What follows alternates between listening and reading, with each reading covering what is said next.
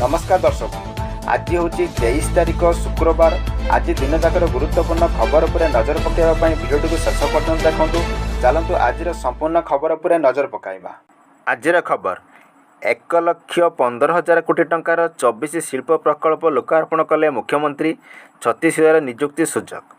मुख्यमंत्री मोहन चरण माझी गत गुरुवार जाजपुर कलिंगनगर ठारे 1,15,000 कोटी टंकार मोट 24टी शिल्प प्रकल्पर उद्घाटन एवं भित्तिप्रस्तर स्थापन करिसेंति, जहाँ 36,000 लोकों पई रोजगार सुजोग सृष्टि करिवो। गतकाली प्राय 49,000 कोटी टंकार प्रकल्पर शुभ उद्घाटन एवं प्राय 66,000 कोटी टंकार प्रकल्पर भित्तिप्रस्तर स्थापन जाजपुर जिले में होइछि। परवर्ती खबर 50 आतंकवादी को घोड़ाइले बीएसएफ जवान। भारतीय सीमार प्रवेश पर चेष्टा करुथिले आतंकवादी अनुप्रवेश उद्यम को पंड करथिले सैन्य माने, हेले आतंकी अनुप्रवेश को समर्थन करिथिला पाकिस्तान। सीमा सुरक्षा बाहिनी BSF deputy inspector general SS मांडक अनुजाई पाकिस्तान अस्त्र विरति करिथिला सत, हेले आतंकवादी मानक अंतर्जातीय सीमा पार करिबारे साहाय्य करिबा पई प्रबल गुलीचालना करिथिला। परवर्ती खबर एही ब्लड ग्रुप रे लोकों को कोविड हेबार अधिक आशंका। भुवनेश्वर कोरोना पॉजिटिव चिन्हट हेबा परे नेई सारा राज्य रे आतंक खेली जाइछि। एने स्वास्थ्य विभाग सतर्क सूचना जारी करिछि। तेबे निकटरे एक सांप्रतिक अनुसंधान में जना पड़छि जे ए पॉजिटिव, बी पॉजिटिव एवं RH प्लस रक्त ग्रुप थिबा व्यक्ति माने कोविड-19 संक्रमण हेबार अधिक आशंका थाए, जेतेबेले ओ पॉजिटिव, AB एवं RH रक्त ग्रुप थिबा व्यक्ति संक्रमण हेबार आशंका कम थाए। परवर्ती खबर मात्र 60 मिनिट रे ड्रोन ले आसी घरे पहुँची जीव स्मार्टफोन। अमेजन आरंभ कला सेवा। ई कमर्स कंपनी गुड़िक लगातार सेमानकर सेवार विस्तार करिथांती। एहाकु आहुरी उन्नत एवं द्रुत करिबा पई लोकप्रिय ई कमर्स प्लाटफर्म अमेजन मध्य एहार सेवा को विस्तार करिछि। एबे अमेजन ड्रोन माध्यम रे स्मार्टफोन वितरण करिबा आरंभ करिछि। 60 मिनिट किंबा ताठारु कम समय रे डेलीवरी करा जिवो बोली कंपनी दाबी करिछि।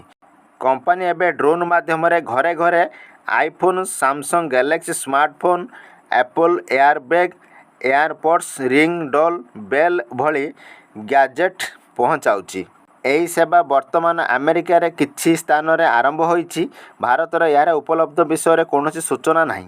परवर्ती खबर बंगोपसागर रे लघुचाप संभावना। आगामी 7 दिन जाए राज्य में जारी रहिबो वर्षा। तातीरु मिलिबो त्राही। ओडिशा को भिजाइबो लघुचाप वर्षा। आसंता 27 तारिख रे पश्चिम केंद्रीय बंगोपसागर रे एक लघुचाप सृष्टि हेबार संभावना रहिछि। 2-3 दिन भितर यह अधिक घनीभूत होई अदृश्य लघुचाप क्षेत्र में परिणत हेबो। लघुचाप प्रभाव पर आगामी 7 दिन राज्य में वर्षा जारी रहिबार संभावना रही। दक्षिण ओडिशार जिलागुड़िक अधिक वर्षा संभावना रही। एने पाणीपाग विभाग पक्षर सूचना दि जाइछि। परवर्ती खबर लोकसभा भवन ठारे मुख्यमंत्री मोहन चरण माझी और महिला और शिशु विकास विभाग पक्षर राज्य में अंगनवाड़ी केन्द्र मानकरे कार्यकारी हेउथुबा आमे पढ़िबा आम भाषारे एवं विभाग पक्षर कार्यकारी हेबाकु थिबा मुख्यमंत्री कन्या विवाह योजना संपर्क में समीक्षा करिसेंति। वर्तमान राज्य में 15टी जिले में 10,629 अंगनवाड़ी केन्द्र में 17टी देशीय भाषा पिलामानकु प्रारंभिक श्रेणी रे निज मातृभाषा शिक्षादान करा जाउछि। एही सबु भाषा गुड़िक हेला देशिया, भूमिज, बिंजाल, गोंडी, हो, साद्री, खड़िया, बंडा, मुंडा, कोया, कुभी, कुई, सौरा, सांताली, ओरम, किसान एवं जुआंग। परवर्ती खबर एणिकी सरकार किणिबे अनुसूचित जाति और जनजाति जमी। धनी लोक चाप पकाई जाति और जनजाति संपत्ति हड़प करि पारिबेनी। सूचना देले राजस्व मंत्री सुरेश पुजारी। खूब शीघ्र कॉर्पोरेशन फंड गठन करिबे राज्य सरकार। राजस्व विभाग अतिरिक्त मुख्य सचिव अध्यक्षतार कमिटी गठन। कमिटी SC/ST विभाग सचिव निर्देशक विशेषज्ञ रहिबे। SC/ST विभाग गृह कमिटी विधायक परामर्श दियाजिबो। समस्त परामर्श नै कमिटी रिपोर्ट देबा परे निष्पत्ति हेबो। झियो बाहागर, चिकित्सा, पिला को उच्च शिक्षा पाई जमी बिक्री चाहूतिले सरकार जमी को किणिबे बोली कहिले सुरेश पुजारी। 2 ରୁ 3 वर्ष सरकार सुरक्षित रखिबे, जमी मालिक चाहिए नेबे। परवर्ती खबर ବସ୍ତି ବାସିନ୍ଦାଙ୍କ ଉନ୍ନତି ଜୀବନଶୈଳୀ ପାଇଁ ମୋହନ ସରକାର ଯୋଜନା ପ୍ରସ୍ତୁତ କରିଛନ୍ତି। ସେମାନଙ୍କୁ ବାସଗୃହ ସହ ସମସ୍ତ ମୌଳିକ ସୁବିଧା ଯୋଗାଇ ଦେବା ପାଇଁ ମୁଖ୍ୟମନ୍ତ୍ରୀ ମୋହନ ଚରଣ ମାଝୀ ଗୁରୁତ୍ୱ ଆରୋପ କରିଛନ୍ତି। ଓଡ଼ିଶାରେ ସହରାଞ୍ଚଳରେ ପ୍ରାୟ 80 ଲକ୍ଷ ଲୋକ ରହୁଛନ୍ତି।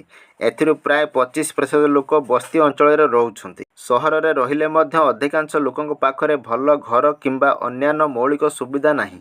ତେଣୁ ସେମାନେ ଯେପରି ଉନ୍ନତି ଜୀବନଶୈଳୀ ସହିତ ନିଜର ଜୀବିକା ନିର୍ବାହ କରିପାରିବେ ସେ ସମ୍ପର୍କରେ ଯୋଜନା ପ୍ରସ୍ତୁତ କରୁଛନ୍ତି ବିଜେପି ସରକାର। ପରବର୍ତ୍ତୀ ଖବର, ଆସିଲା 26 ମାଓବାଦୀଙ୍କ ମୃତଦେହ। ହେଲିକପ୍ଟରରେ ଆସିଲା 26 ମାଓବାଦୀଙ୍କ ମୃତଦେହ। ଛତିଶଗଡ଼ ଅବୁଝାମାଡ଼ ଜଙ୍ଗଲରେ ଏନ୍କାଉଣ୍ଟରରେ ନିହତ ହୋଇଥିଲେ ଏହି 26 ମାଓବାଦୀ। ଏବେ ବି ଛତିଶଗଡ଼ ଅବୁଝାମାଡ଼ ଜଙ୍ଗଲରେ ଚାଲିଛି ମାଓ ଅପରେସନ୍। ସୁରକ୍ଷାକର୍ମୀ ଏନ୍କାଉଣ୍ଟରରେ 27 ମାଓବାଦୀ ନିହତ। ନକ୍ସଲି ବିରୋଧ ଅଭିଯାନରେ ମିଳିଛି ବଡ଼ ସଫଳତା। ଏନ୍କାଉଣ୍ଟରରେ ଦୁର୍ଦ୍ଦାନ୍ତ ମାଓବାଦୀ ବାସବରାଜ ନିପାତ। ପରବର୍ତ୍ତୀ ଖବର, କିଛି ଦିନ ତଳେ ସୁନା ଦର ହ୍ରାସ ପାଇଥିବା ବେଳେ ପୁଣି ଥରେ ବଢ଼ିବାରେ ଲାଗିଛି ଦାମ। ମେ 22 ତାରିଖ ଅର୍ଥାତ୍ ଗୁରୁବାର ପୁଣି ବଢ଼ିଛି ସୁନା ଦାମ। 24 କ୍ୟାରେଟ୍ ସୁନା ଦାମ 10 ଗ୍ରାମକୁ 97,910 ଟଙ୍କା ରହିଛି। ସେହିପରି 21 ତାରିଖରେ ଏହା 97,420 ଟଙ୍କା ଥିଲା। ଏଥିରେ 490 ଟଙ୍କା ବୃଦ୍ଧି ହୋଇଛି।